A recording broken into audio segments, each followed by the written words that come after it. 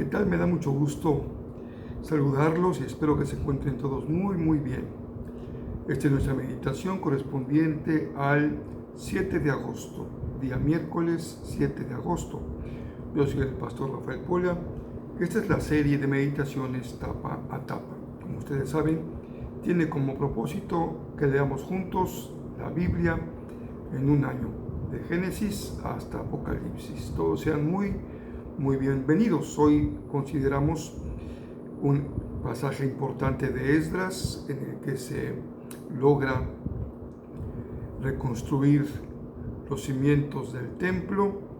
También leeremos 1 Corintios, donde Pablo continúa hablando a la iglesia sobre un problema importante del liderazgo. El Salmo 29 y Proverbios capítulo número 20. Así que, sin más, compartamos lo que hemos leído en Esdras 4:4 hasta el 6:22. Pues una vez que ya el pueblo se encuentra trabajando en la reconstrucción del templo, encuentra un primer obstáculo. Los habitantes de la población se rechazan ese trabajo, se quejan y entonces la obra se detiene en tanto que se espera que el rey Darío dé su visto bueno para continuar o no la obra de construcción. Esto sucedió durante el segundo año del reinado de Darío, el rey de Persia. El líder, como sabemos, de este proyecto es Zorobabel, con otros más que lo acompañaron como Jesúa, y a pesar de que había esta oposición, ellos mantuvieron la construcción del templo de Jerusalén. Y los profetas contemporáneos a este tiempo también les apoyaron en esa obra de reconstrucción. Se trata de Ageo y de Zacarías. Cuando lleguemos allá veremos sus profecías, pero son contemporáneos a esta época de la reconstrucción del templo. El Señor, dice el pasaje del cronista, cuidaba a su pueblo y no pudieron impedir que estos líderes judíos siguieran construyendo hasta que se enviara un informe a Darío y él finalmente diera su decisión al respecto. El rey le escribe a los líderes que se oponían a la reconstrucción, indicándoles que no deben de oponerse a la reconstrucción, que deben permitir que se haga en el lugar original donde estaba el templo y el altar, y que no solamente eso, sino que contribuyeran con sus impuestos para pagar el costo total de la obra de reconstrucción sin ninguna demora. Así que la construcción no se interrumpe y todo sigue adelante. Los ancianos judíos continuaron con la reconstrucción, siendo animados por la predicación de los profetas, que ya señalamos hace un momento. Así que por fin, en el final del capítulo número 6, se nos señala que el templo quedó terminado, como había sido ordenado por Dios al rey Ciro, y después se confirmó por Darío y por Artajerjes, reyes de Persia. Y el día 12 de marzo, durante el sexto año del reinado de Darío, se concluye con la reconstrucción del templo, se dedica el templo y celebran la Pascua del Señor como celebración de este gran acontecimiento del final de la reconstrucción. Les decía yo ayer que se trata de una nueva etapa muy importante. Tal vez nosotros, en el sentido general del conocimiento de la fe y de la Biblia, no valoramos en todo lo que cabe este esfuerzo que se inicia con los libros de Esdras y Nehemías, con el regreso de los expatriados hacia Jerusalén. Porque durante la época en Babilonia se dio también un fenómeno muy interesante de el pueblo de Israel que se volcó hacia el estudio de la ley. No tenían territorio, no tenían templo, no tenían cómo celebrar sacrificios, así que toda su fe se concentró en el estudio de la ley. Y eso es lo que dio origen a lo que después se llamaría como el judaísmo, que es la fe de Israel centrada prácticamente en el libro de la ley. Y surgirán grupos que después veremos que tenían como principal ocupación justamente la ley.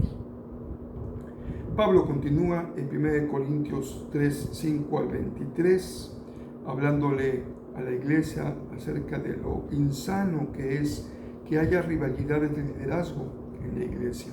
Hoy mismo todavía se da a niveles denominacionales, a niveles de ministerios, a niveles de grupos y a niveles locales. Al interior de las iglesias, al interior de los grupos, al interior de las denominaciones. Esto ha sido nefasto. De cierta manera, parece ser inevitable el que haya afinidades o grupos que comparten ciertos principios o algunas ideas clave, y esto genera que haya diferentes formas de vivir la fe cristiana. Tal vez esto sea inevitable, pero no significa eso que deba dar lugar a rivalidades, a contiendas, a pleitos, a luchas internas que son dañinas. En Israel hubo siempre homogeneidad y tampoco la hubo siempre en el pueblo del Señor en el Nuevo Testamento, ni tampoco la hay hoy. Pero debe haber siempre un principio clave de seguimiento de Jesús y de seguir la guía de la palabra de Dios.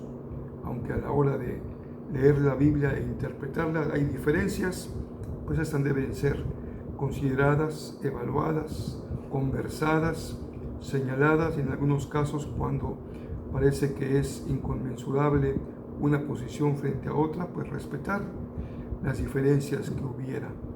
Pero no debiéramos de caer en lo que Pablo señala aquí, esta lucha por seguir maestros que hablan más de la vanagloria que de un verdadero espíritu por la verdad.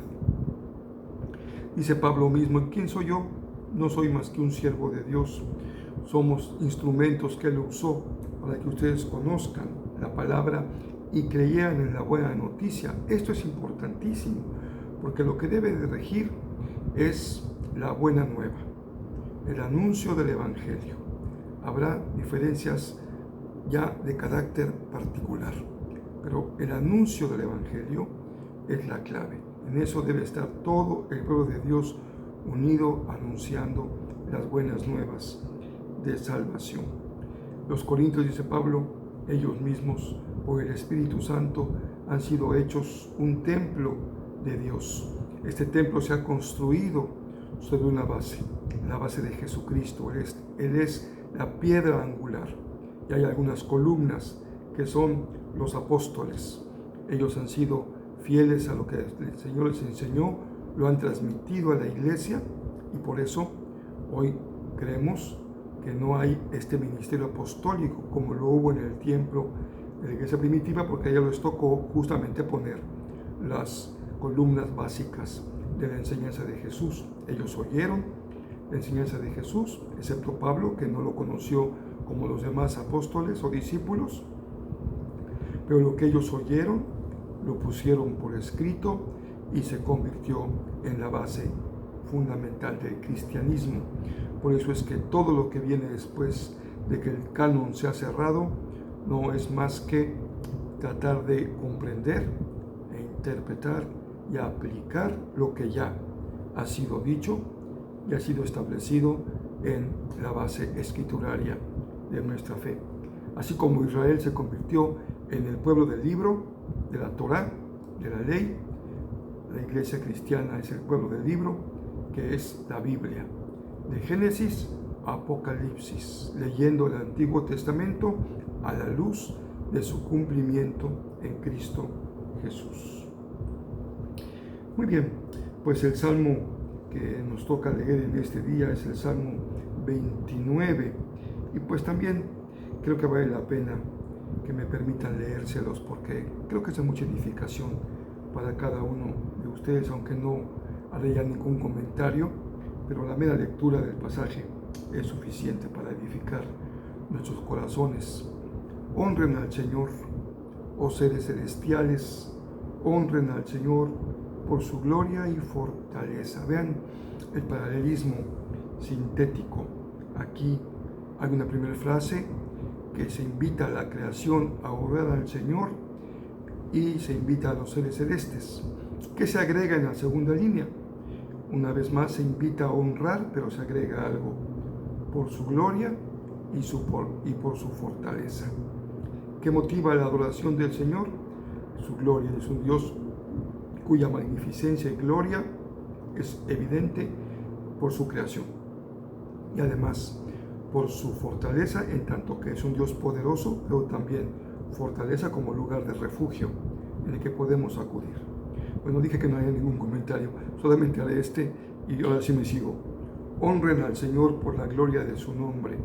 Adoren al Señor en la magnificencia de su santidad. La voz del Señor resuena sobre la superficie del mar. El Dios de gloria truena. El Señor truena sobre el poderoso mar. La voz del Señor es potente. La voz del Señor es majestuosa. La voz del Señor parte los enormes cedros. Y el Señor hace pedazos los cedros del Líbano. Hace brincar como terneras a las montañas del Líbano. Hace saltar al monte Hermón como a un buey joven y salvaje. La voz del Señor resuena con relámpagos. La voz del Señor hace temblar al lugar desolado. El Señor sacude el desierto de Cades. La voz del Señor retuerce las fuertes robles y desnuda los bosques. En su templo todos gritan aleluya. El Señor gobierna las aguas de la inundación. El Señor gobierna como Rey para siempre. El Señor le da fuerza a su pueblo. El Señor lo bendice con paz. Incluso cuando hay temblores e inundaciones, el pueblo de Dios ve el poder majestuoso del Señor. En Proverbios 20, 26 y 27, que es la lectura de hoy, solamente rescato el verso 27. La luz del Señor penetra el espíritu humano y pone al descubierto cada intención oculta. Pablo nos habló de eso, ¿se acuerdan ayer? Que el espíritu es el que se comunica con nuestro espíritu y nos revela al Señor de una manera personal. Cuando alguien puede tener una relación personal con Dios es porque el espíritu del Señor se ha manifestado en su espíritu. Ahí se da la comunicación del espíritu con mayúscula a nuestro espíritu con minúscula. Es algo que no tiene mediación, es algo extraordinario, porque siempre el pueblo de Dios tuvo mediadores. La ley es una mediación, el sacerdote era un mediador, el profeta era un mediador. Así que el maestro, el rabino, es un mediador entre el adorante, el creyente y el Señor. Moisés mismo, el pueblo le pide a Moisés que él sea el intermediario porque no pueden, tienen temor de acudir directamente hacia la montaña de la revelación. Pero con la muerte de Jesús, ese velo se rompe y el acceso es directo a la presencia misma de Dios. Esa fue la gran lucha de la época de la Reforma. No hacen falta mediaciones, hay un acceso directo a Dios del creyente. Esto tendrá que ser también explicado porque requiere algunos matices para que podamos entender cómo sigue siendo vigente el ministerio de enseñanza, de predicación de la palabra, de interpretación, de aplicación. Pero de entrada, aquí dice el proverbio, el Espíritu es quien discierne nuestros corazones y le da a conocer al Señor y a nosotros las intenciones de nuestro corazón. Que tus intenciones siempre sean puras, siempre sean limpias, siempre sean aceptables al Señor. No sabemos las consecuencias de nuestros actos, muchas veces son impredecibles. Buscamos hacer algo bueno y a veces resulta mal. No siempre la intención se corresponde con el resultado, pero lo que sí debe haber siempre en nosotros cuando doblamos nuestras rodillas para orar en la mañana o por la noche es que el Señor pueda evaluar y discernir las intenciones de tu corazón y de nuestros corazones. Pues el domingo 11 ya es la clausura de los Juegos Olímpicos y también es la clausura de la serie Ganar, que estuvimos ya por varios domingos compartiendo. Creo que ha sido muy educativa, muy ilustrativa. Arriba es adoración, más alto. Hacia afuera, más rápido es alcance, ir por aquellos que aún no han creído. Y fuerza es hacia adentro, que implica también la fuerza espiritual de la vida personal y de la comunidad de fe. Porque nada que vale la pena en esta vida hacerse se ha hecho en soledad. Todo te requiere la fuerza de la comunidad. Pero este domingo también vamos a hablar de un elemento más, de un deportista de alto rendimiento, que es un deportista de Juegos Olímpicos, y se trata de la flexibilidad. Este tema da mucho que decir. Tiene una perspectiva negativa, un juicio inaceptable cuando alguien piensa que hay que ser flexible en sus convicciones, en sus creencias, en su estilo de vida.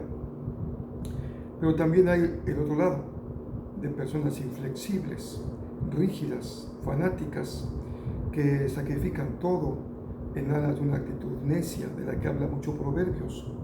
Proverbios habla mucho de la necedad, que en nuestro caso lo vemos como aquel que es inflexible, pero es necio. Y el necio, el inflexible, el rígido, se rompe. El que es flexible no se rompe, porque es flexible.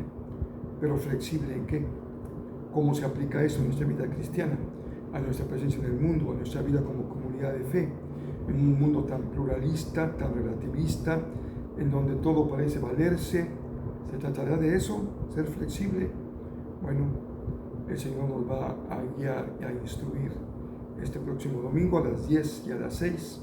Nos vemos presencialmente aquí en Cancún. Y si estás fuera de Cancún y quisieras acompañarnos, o estando en Cancún, por alguna razón no puedes llegar a la reunión presencial, puedes conectarte en Facebook y en la página de Jezreel en Facebook. Ahí compartimos el mensaje en vivo.